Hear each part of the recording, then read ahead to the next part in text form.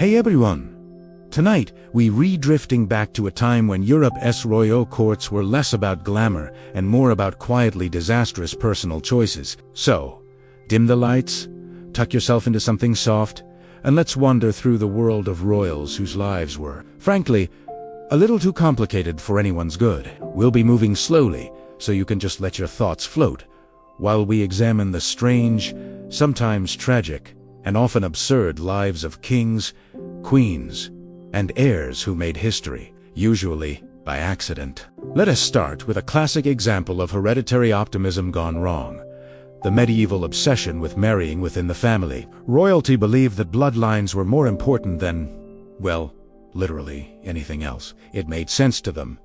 Marrying your cousin or even your niece preserved the divine right to rule, ensured land and titles stayed in the family, and apparently offered endless opportunities to unintentionally invent genetic disorders. Take the Habsburgs.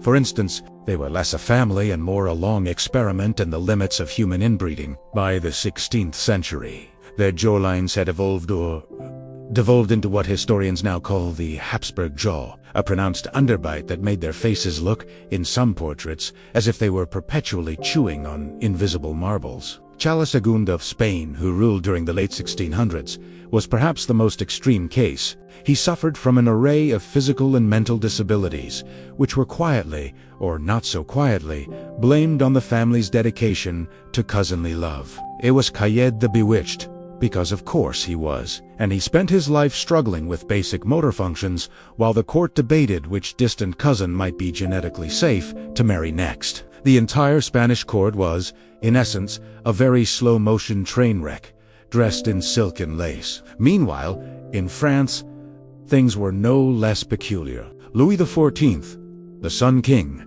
had a taste for extravagance that extended to his family life. His children were expected to marry for politics, which meant that love, affection, or even basic human compatibility were optional. When his grandchildren were eventually married off to foreign royals, these alliances often resulted in short-lived children, bitter in-laws, and endless gossip about fainting from minor illnesses. It was all very orderly, very meticulously tragic, and entirely predictable if one looked at it for long enough. Let's drift over to the next royal fiasco: the Plantagenets of England. They mastered dysfunction in ways that make modern soap operas look like calming bedtime stories. Richard III, for instance, is often remembered for his dramatic end on the battlefield and the alleged disappearance of his nephews. Less often discussed is his family life, which involved a lot of arranged marriages, half-siblings vying for inheritance, and an atmosphere of quiet suspicion that would make anyone nervous to eat breakfast.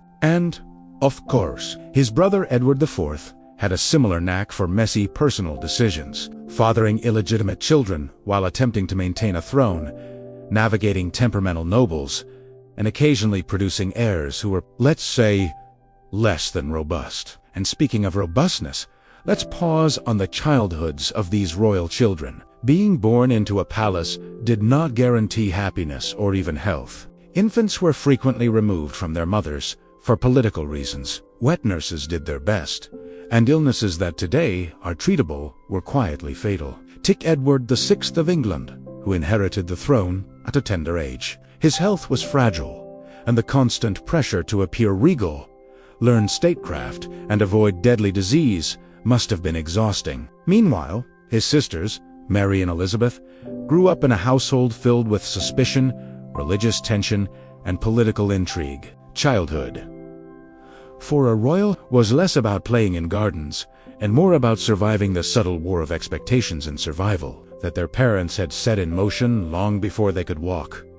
And it wasn't just England. In the Italian city-states, such as Florence and Venice, dynastic politics dictated marriages that produced heirs who were occasionally genius, sometimes tragic, and often both. The Medici, for instance, cultivated immense influence through strategic unions, which frequently meant marrying into families with serious mental or physical vulnerabilities. They were brilliant bankers, but their domestic lives were an endless cycle of careful plotting and delicate management, punctuated by minor scandals that could have been avoided if anyone had simply asked the children if they wanted to marry their first cousin. Let's pause here to imagine the sheer absurdity of these arrangements. generations of humans carefully instructed to reproduce only within a narrow pool, while doctors and philosophers quietly fretted over the consequences. It's almost soothing to picture it all from a distance, palaces filled with quiet tension, dinners where no one spoke.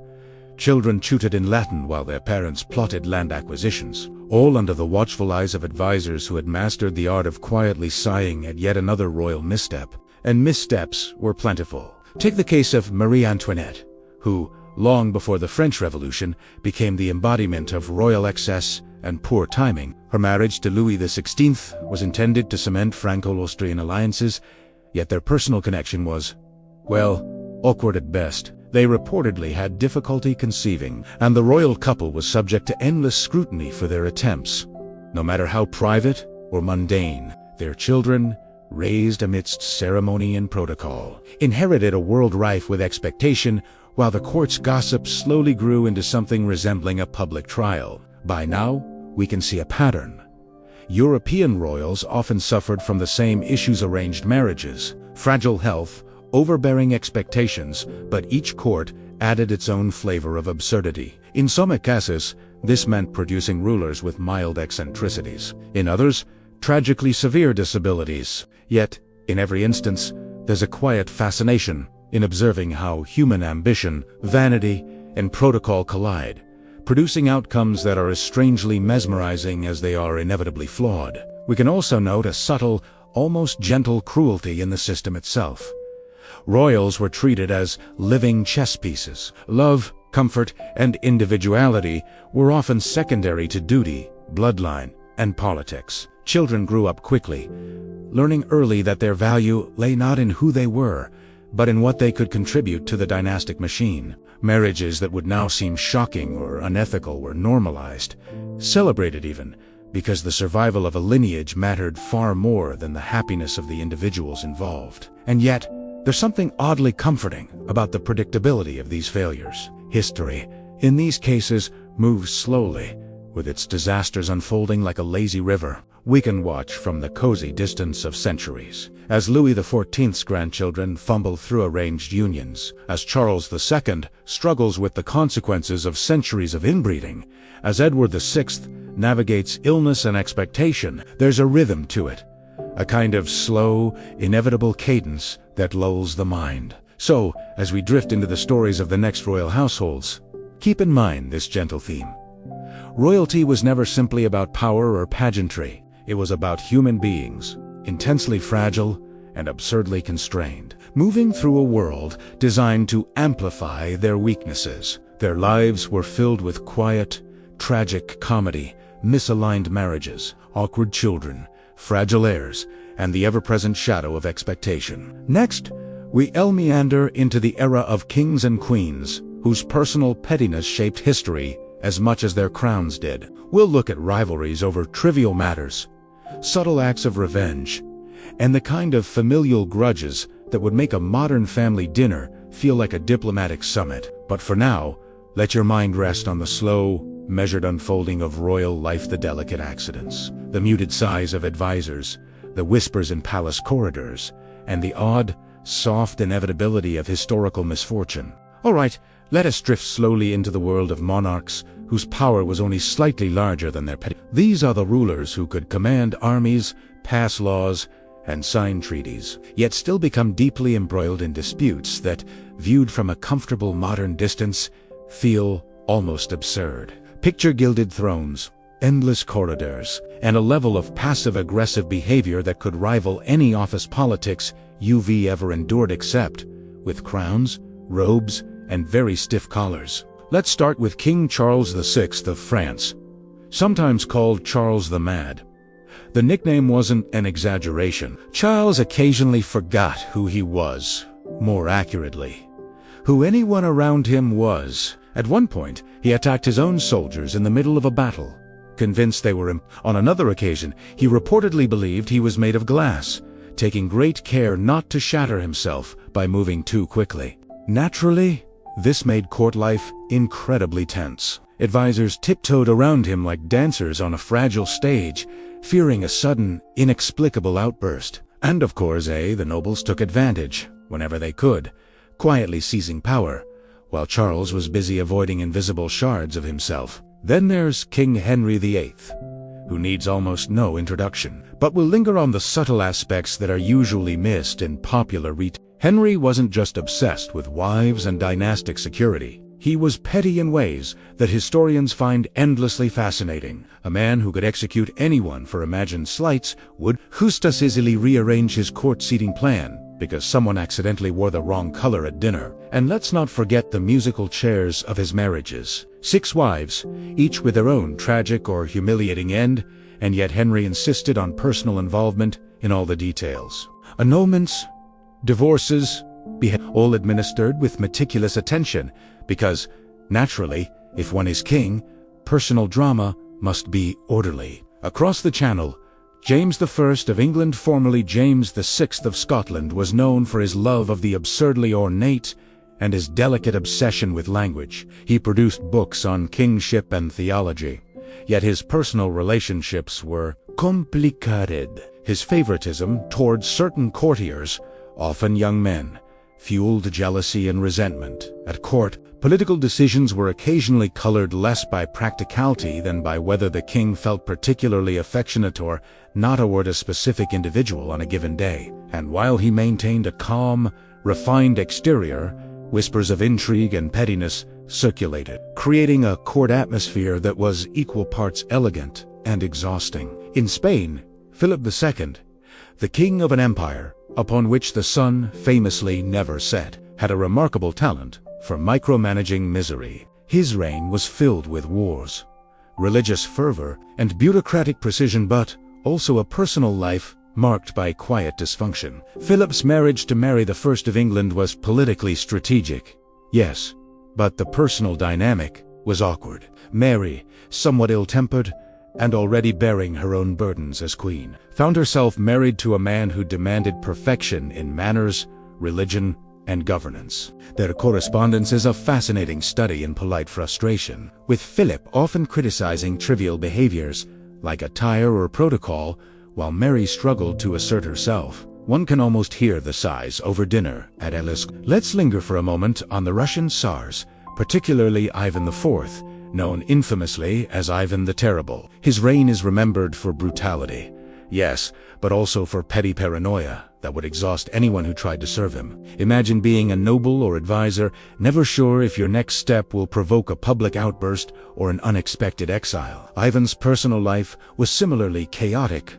Multiple marriages, frequent disputes with his own children, and an obsession with controlling his court to an almost microscopic degree. Even in moments of apparent calm, the air was thick with the potential for sudden punishment. Because, of course, absolute power magnifies even minor grudges into major events. Then there's Queen Christina of Sweden, whose eccentricity makes her one of the most peculiar figures of European royalty. She abdicated her throne voluntarily, a curious choice for someone with all the privileges of monarchy. But even after stepping down, Christina's life remained a series of unconventional decisions, adopting unusual fashions, cultivating intellectual salons, and rejecting marriage altogether. Her court was a center of art, philosophy, and subtle chaos, a place where rules existed more as suggestions than necessities. She thrived on being unpredictable, and everyone around her had to adapt or quietly suffer the consequences. And speaking of unexpected consequences,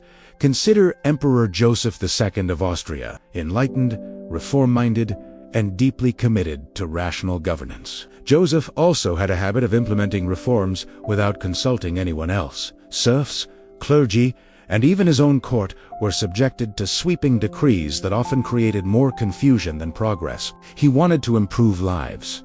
Yes, but in doing so, he became the unwitting source of widespread irritation. A man of vision, trapped by the minutiae of execution, Joseph's reign demonstrates how even the best intentions can be undercut by an obsession with control and a lack of patience for consultation. Of course, pettiness was not limited to kings. Queens could be spectacularly petty as well. Catherine de' Medici of France, for instance, wielded her influence through intrigue, rumor, and carefully timed political manipulation. Her goal was always power, but the way she exercised it often involved small, cruel flourishes, forcing marriages between people who hated each other, encouraging rivalries among her children, or quietly undermining courtiers who displeased her. The court never slept, metaphorically, because the wheels of her schemes turned constantly. And yet, she maintained an air of dignity, as if the entire chaos were merely background music to her life of subtle mastery.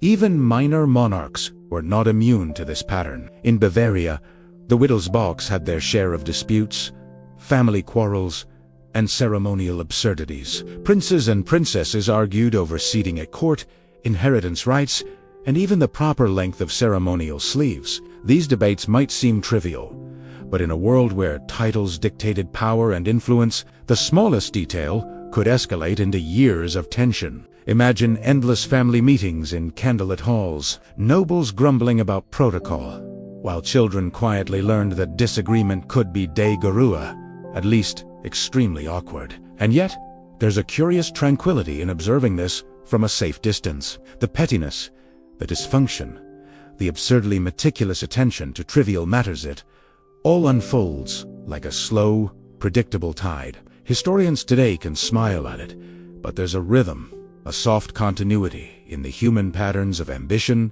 jealousy, and minor cruelty. In some ways, it is soothing to know that even the most powerful humans are often ruled by the smallest impulses. As we drift toward the next section, we'll explore the lives of royal children themselves. The sickly, spoiled, and often sad young heirs who grew up under impossible expectations. Their days were filled with tutors, etiquette lessons, and endless concern about mortality and health, all while the adults around them maneuvered for advantage. These childhoods were rarely carefree, and yet observing them gives a gentle insight into how dynasties both thrived and faltered, often through the quiet fragility of their youngest members. So, for now, let your mind rest on the absurdities of adult royalty. The meticulously petty, the quietly cruel, and the charmingly dysfunctional. Let the slow procession of scandals, disputes, and minor humiliations wash over you. Imagine the dimly lit halls, the hushed conversations, the faint scent of candles and parchment, and the rhythm of history moving at a languid pace, punctuated by human foibles and fleeting triumphs. Now, let's drift gently into the shadowed nurseries, sunlit courtyards, and drafty chambers where medieval princes and princesses spent their earliest days. Childhood for royals was a curious mixture of privilege, expectation, and, often, quiet misery. Unlike the fairy tale images of frolicking children in velvet tunics, the reality was usually cold, regimented, and occasionally tragic. First, a note on health. Being royal did not protect you from disease. In fact, it may have amplified the consequences. Infant mortality was high across Europe, and even the most pampered heirs could succumb to fever, plague, or complications from minor injuries. Wet nurses, chosen for noble birth and milk quality, were sometimes more careful than loving, and even the best nurses could do little against illness. Parents, often distant or preoccupied with politics, relied on these caregivers, leaving children in a mix of comfort, discipline, and subtle neglect. Imagine the tension in a palace as a young prince slept, while advisors whispered anxiously about the next potential heir. Every cough, every fever, was a reminder that dynasties could collapse quietly, like a candle flickering in a draught. Consider Edward VI of England again. A sickly child, he was brilliant in reading, languages, and religion, but his health remained fragile. Every tutor, every physician, every servant in attendance was acutely aware that he might not survive.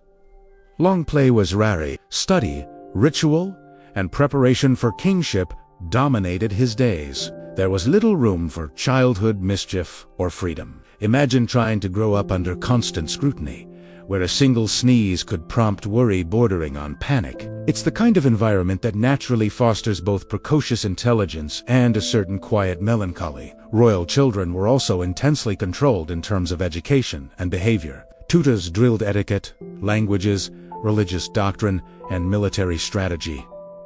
Play, if allowed, was carefully structured. Some courts used elaborate games to teach leadership or strategy, but often these games doubled as subtle social training, learning to negotiate, to follow orders, to assert oneself without rebellion. In such a context, childhood could feel like an endless series of examinations, each misstep noted and catalogued for future reference. And then there was the matter of appearance. Physical perfection mattered immensely. A crooked tooth, a pimple, or a limp could be perceived as a blemish, not just on the child, but on the family and the dynasty. In some courts, portraits were commissioned even of very young children, carefully edited to convey strength, grace, and divine favor. The irony, of course, was that no amount of paint could protect a child from fever, accident, or malnutrition. The pressure to produce heirs added another layer of anxiety. From a very early age, boys and girls alike were groomed to fulfill dynastic duties. A girl might be instructed in politics, diplomacy, and the subtle art of marriage alliances. A boy in military tactics, governance, and the responsibility of securing the throne. In both cases, playfulness was a luxury. Mistakes were dangerous. A sneeze, a stumble, a misremembered prayer could be interpreted as an omen, a failing, or, in some cases, evidence of unsuitability to inherit. Some children coped with this stress through eccentricity. King Charles VI of France, whom we met earlier as an adult, showed early signs of his peculiarities in childhood. Scholars suggest that the pressure, combined with the expectations of royal upbringing, contributed to his later episodes of paranoia and delusion. Other children withdrew quietly, burying their curiosity under layers of discipline and protocol. It's a pattern repeated across centuries. Early overexposure to adult concerns could foster brilliance, but it could also create lifelong fragility, socially and mentally. Let's not forget the emotional complexity. While royal children were surrounded by servants, tutors, and advisors, parental affection could be sparse. Marriages were usually arranged, and the parents themselves were busy navigating diplomacy, intrigue, and succession. The psychological impact of growing up largely as a symbol rather than a person is hard to overstate. Many royal memoirs, letters, and chronicles hint at quiet longing, loneliness, and even fear in children who were outwardly dressed in silks and protected by guards. Princesses often faced a dual burden. They were expected to be both graceful and politically useful. Their appearance, behavior, and temperament could affect alliances and marriages, making them highly visible pawns in an intricate political game. Consider Margaret of Anjou, who, as a child, endured constant observation, preparation for a politically strategic marriage, and the anxiety of a court, aware of every gesture she made. Childhood, in such cases, was less about growth and exploration, more about survival within a rigid social machine. Boys fared no better. Princes were expected to demonstrate leadership from the moment they could walk. In some cases, toddlers were presented at court with small symbols of authority, scepters, crowns, or robes designed to signal their future status. The symbolism was heavy. Every word, gesture, and misbehavior was noted. Even minor illnesses could be politicized, interpreted as signs of divine favor or lack thereof. One can imagine a young boy, feverish and tired, being dressed in gold and velvet, told to smile for courtiers while the weight of kingdoms quietly pressed on him. And yet, there were moments of quiet humanity. Children still laughed, explored gardens under supervision, and formed friendships with those in their immediate environment, whether royal children, servants, or tutors. These small interactions offered relief, fleeting as they were, from the otherwise rigid structure of court life. Occasionally, these moments provide glimpses of who these children might have been, absent the burdens of expectation, protocol, and dynastic obligation. The chronic fragility of childhood often had political consequences. Many heirs died young, creating succession crises. Entire wars could erupt because a sickly child servitor didn't survive to inherit a throne. The stakes were extraordinary, yet the daily reality was profoundly human. Children who wanted comfort, who suffered from illness, who craved parental attention, all navigating a world that treated them primarily as instruments of legacy rather than as individuals. Even in their moments of play, royals were often under surveillance. Tutors, guards, and court officials were instructed to ensure that nothing was done that might imperil health, reputation, or future usefulness. Games, therefore, were frequently rehearsals for governance or social maneuvering. A duel with wooden swords might double as a lesson in strategy. A mock council meeting could teach diplomacy. Imagination was permitted only insofar as it served practical purpose. One can picture a palace corridor, echoing with quiet footsteps and whispered instructions. As children learned the weight of power before they could even comprehend it fully. It's sobering, yet oddly soothing, to reflect on this juxtaposition: the gilded surroundings, the meticulous rituals, and the fragile bodies and minds of the children themselves. Childhood, in these settings, was a slow, measured dance between expectation and vulnerability. There is a quiet melancholy in imagining them tucked into elaborate beds at night, surrounded by the soft rustle of curtains and the faint candlelight, knowing that their futures were already written in terms of duty, marriage, and politics. As we continue to drift through these centuries, we see that these early experiences often shaped the personalities of rulers who would later become infamous for their pettiness, eccentricities, or cruelty. Understanding the fragility of their youth provides a gentle context for the absurdities and tragedies we've observed in adulthood. The patterns are repetitive, yet humanly compelling. Sickness, pressure, expectation, brief joy, and quiet despair. So let yourself settle into the rhythm of these stories. The faint echo of laughter in a palace corridor, the careful touch of a nurse adjusting a blanket, the distant whisper of tutors correcting recitations, the faintly damp chill of stone chambers, and the golden glow of candlelight on miniature crowns. Life was fragile, protocol was exacting, and the future weighed heavily on every small shoulder. In the next section, we'll slowly meander through specific case studies. Children whose early fragility, eccentricity, or misfortune would define their reigns.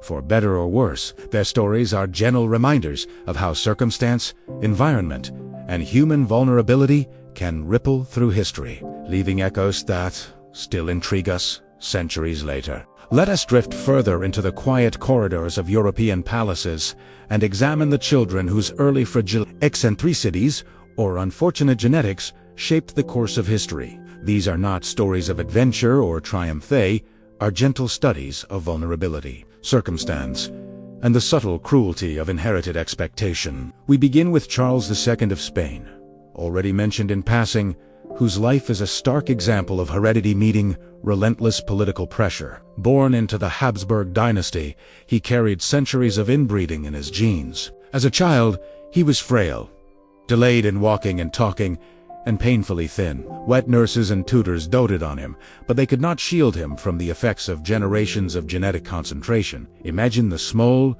gilded rooms of El Escorial, filled with whispered concerns about his survival, every cough noted, every stumble agonizingly recorded. His childhood was both intensely managed and quietly tragic. The hopes of an empire resting on a body that often betrayed its owner. Yet Charles' story also shows the absurdity of protocol. Despite his frailty, he was ceremonially treated as a fully capable future king, attending court events, receiving formal instruction, and participating in the endless rituals of monarchy. Every movement was symbolic, every gesture scrutinized. The juxtaposition of his physical limitations with the grandeur of court ceremonies must have created a strangely surreal atmosphere. Palace staff carefully assisting a boy who could barely lift a goblet, nobles exchanging subtle glances as the empire's future struggled to remain upright. Moving north, we have Edward VI of England, whose early education was as rigorous as it was relentless. Tutors obsessed over theology, languages, and statecraft, often pushing him far beyond the capabilities of most children. Edward's health, already delicate, suffered under the stress of early responsibility, yet his precocity was remarkable. He could read, write, and debate in multiple languages before most children could tie their shoes. This brilliance, however, was inseparable from pressure and isolation. Imagine a boy no older than 10, learning about religious reform while suffering from fevers and the constant,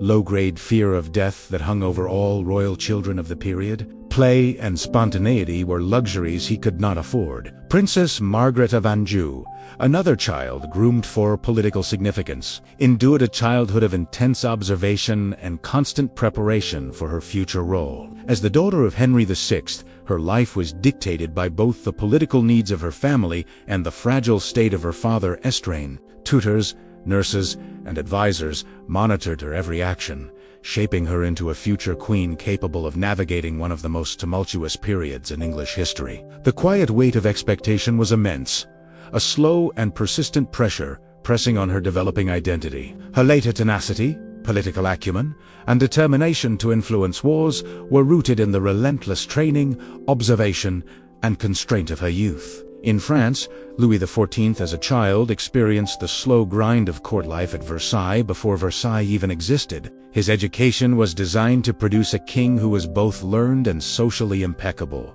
Tutors drilled him in history, philosophy, and languages, while etiquette masters corrected posture, speech, and gesture. Even as a child, Louis was aware that every glance, every word, every sneeze was potentially consequential. Illness, another constant companion, added layers of anxiety for the royal household. Yet Louis's childhood, while highly regimented, also provided the foundation for the Sun King's legendary command of stagecraft and control over court politics. In a strange way, the rigid, early environment sculpted the very personality that would later dominate Europe. Consider also Maria Theresa of Austria, who became one of the most formidable rulers of her era. Her early years were steeped in careful instruction and vigilance. Tutors monitored her intellectual growth, while her family instilled in her a precise understanding of political and diplomatic networks. She was expected to be obedient,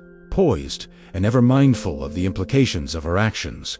Yet, despite these constraints, she developed a strong will and keen sense of judgment, traits that later enabled her to maintain authority in a male-dominated political landscape. Her childhood, marked by structure, expectation, and careful oversight, was both protective and confining, nurturing intelligence while fostering a sense of personal responsibility that few of her contemporaries could rival. It's also worth noting the psychological dimensions. Children like Charles II, Edward VI, and Margaret of Anjou were often isolated from peers, confined by protocol, and constantly reminded of mortality. They were watched, measured, and guided at every turn. Even when allowed play, it was structured and symbolic. They learned early that every action could have consequences far beyond themselves. The faint echo of laughter in palace corridors was always tinged with the awareness of responsibility, a paradoxical mixture of childlike curiosity and premature gravity. Genetic vulnerability adds another layer to these stories. The European obsession with cousinly marriages meant that many royal children inherited fragile constitutions. Charles II, again, is the extreme case. But minor anomalies, chronic illnesses, and susceptibility to infection were common. Wet nurses and physicians did their best, but medicine was rudimentary, and each child's survival was never guaranteed. In some cases, siblings succumbed early, leaving survivors under the shadow of loss and expectation. This created a slow, almost hypnotic tension in royal households, a rhythm of hope, care, and quiet mourning that must have pervaded every day. One of the more subtle forms of tragedy is how these childhood experiences shaped temperament. Louis XIV's meticulous attention to ceremony, Edward VI's intense religiosity, and Margaret of Anjou's political determination all stem, at least in part, from the combination of high expectation, limited freedom, and constant scrutiny. Their genius ambition or tenacity cannot be separated from the slow, persistent weight of structured upbringing, illness, and observation. It is as if the very environment that constrained them also honed the qualities that history remembers. And yet, within this fragility, there were occasional sparks of warmth. Tutors sometimes formed genuine attachments. Siblings found companionship in each other, and fleeting moments of play or exploration allowed the imagination to breathe.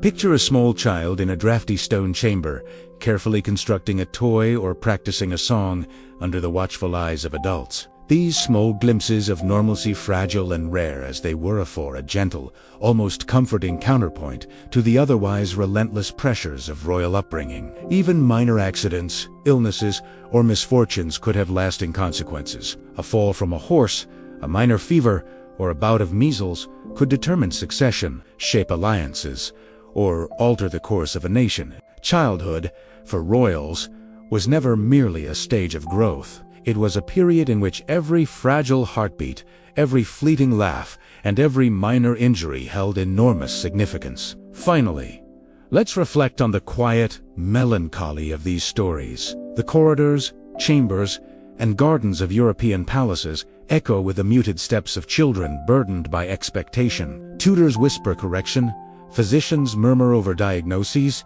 and parents watch from a distance, constrained by duty and politics. Childhood was not carefree. It was a slow, measured preparation for the immense responsibilities of monarchy, punctuated by the ever-present possibility of sickness or death. Yet, from a distance, it becomes strangely hypnotic, a pattern of fragility, observation, and human resilience that moves in a calm, predictable rhythm through centuries of history. As we continue to drift through this history, we see that these early lives were the foundation for both brilliance and tragedy. They remind us that behind every crown, every decree, every historical headline, there was once a child, sometimes sickly, often burdened, occasionally joyful, learning how to survive, obey, and eventually rule in a world that demanded perfection. In the next section, we will slowly explore a few particularly unusual or unlucky heirs, those whose childhood misfortunes or eccentricities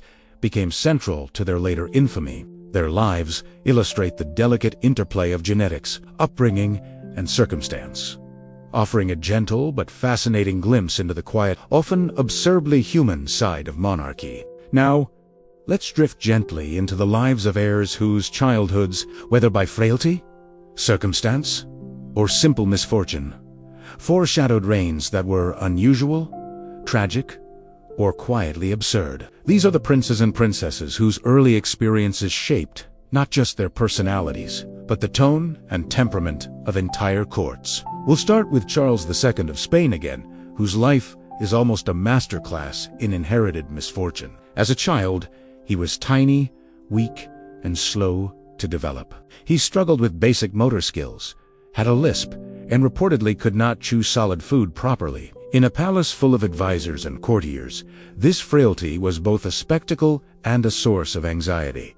Every illness was a potential dynastic crisis. Yet, despite, or perhaps because of his delicate condition, Charles was treated as a symbol of Spanish power. His childhood, marked by constant care and observation, foreshadowed a reign of limitation, dependency, and, inevitably, the slow decline of Habsburg Spain. One can almost hear the muffled sighs in El Escorial's halls as tutors whispered, guards tiptoed, and the young king struggled to live up to impossible expectations. Moving north, we find King Henry VI of England, who ascended to the throne as a child in the early 15th century. His early years were filled with tutoring, ceremonial duties, and the constant presence of nobles who subtly jockeyed for power. Henry was intelligent and well-meaning, but also excessively pious, anxious, and ill-equipped for the violence of adult politics. His childhood experiences, particularly the isolation and pressure, shaped a king who was cautious to the point of paralysis and ultimately vulnerable to the more ruthless figures around him.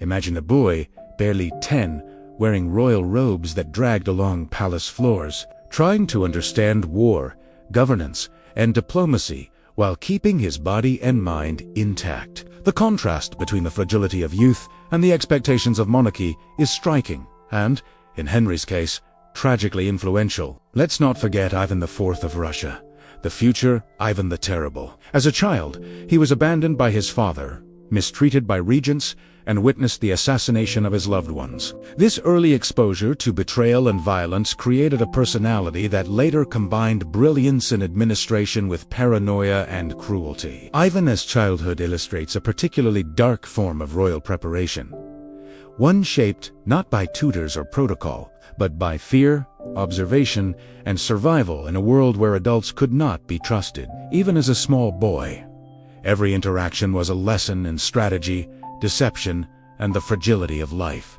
Similarly, Charles IX of France, the brother of Marguerite of Valois, experienced an early life suffused with tension and expectation. Educated in politics, religion, and court etiquette, he grew up under the shadow of Catherine de' Medici, a mother whose ambition often intersected with quiet manipulation. Charles's frail health, combined with the constant maneuvering at court, shaped a king who was indecisive, prone to anxiety, and ultimately remembered for being at the center of one of France's most notorious events, the St. Bartholomew's Day massacre. It is hard not to imagine that the pressures of childhood, the constant observation, fear, and meticulous instruction contributed to his adult temperament and choices. Then there's Louis XV of France, nicknamed the Beloved, whose early years were steeped in tragedy and isolation. He became king at the age of 5, following the death of his great-grandfather, Louis XIV. Tutors and regents dominated his life, leaving little room for play or spontaneous joy. He suffered illnesses and,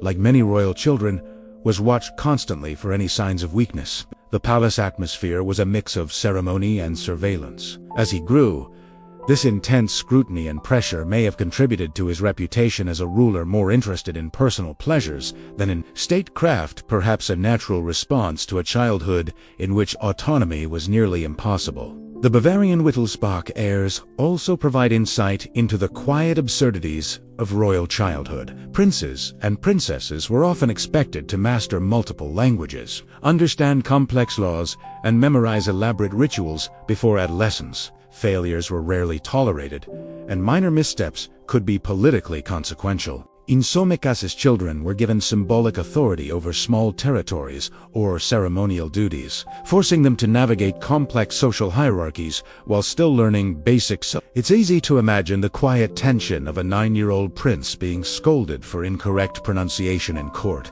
aware that nobles were watching his every word. Oddity and eccentricity also emerge in cases like Queen Christina of Sweden. Her upbringing was rigorous, intellectually demanding, and socially constrained. Yet it nurtured a curiosity that diverged from traditional female roles. Christina's early exposure to philosophy, languages, and political theory allowed her to reject marriage, abdicate her throne, and live a life of personal choice. Highly unusual for any monarch.